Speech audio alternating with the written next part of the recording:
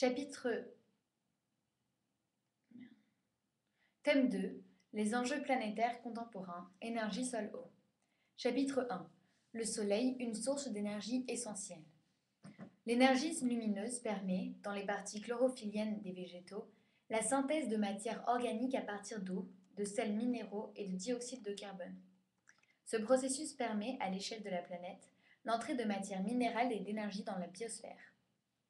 La présence de restes organiques dans les combustibles fossiles montre qu'ils sont issus d'une biomasse. La transformation de la biomasse se déroule en deux étapes. La première, dans des environnements de haute productivité, une faible proportion de matière organique peut échapper à l'action des décomposeurs dans des conditions anoxiques et devienne le kérogène. 2. Le kérogène se transforme en combustible fossile sous l'effet d'une augmentation lente et progressive de la température liée à l'enfouissement. La répartition des gisements de combustibles fossiles montre que transformation et conservation de la matière organique se déroulent dans des circonstances géologiques bien particulières. La connaissance de ces mécanismes permet de découvrir les gisements et de les exploiter par des méthodes adaptées. Cette exploitation a des implications économiques et environnementales.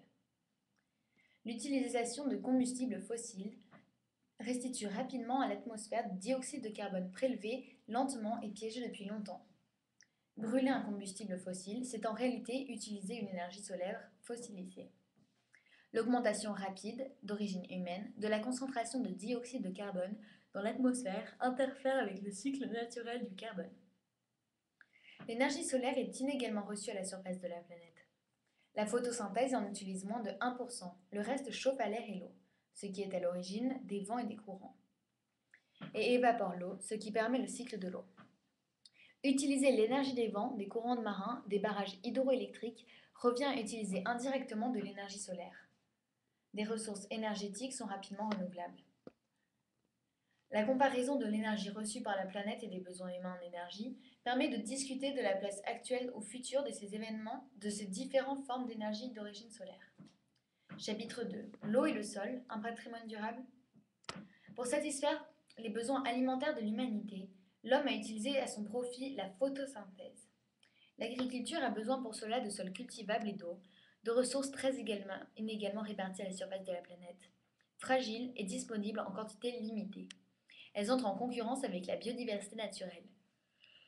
La biomasse végétale produite par l'agriculture est une source de nourriture mais aussi une source de combustible ou d'agrocarburants. Ces deux productions entrent en concurrence. Le sol résulte d'une longue interaction entre les roches et la biosphère, conditionnée par la présence d'eau et de température. Le sol est lent à se former, inégalement réparti à la surface de la planète, facilement dégradé et souvent détourné de sa fonction biologique.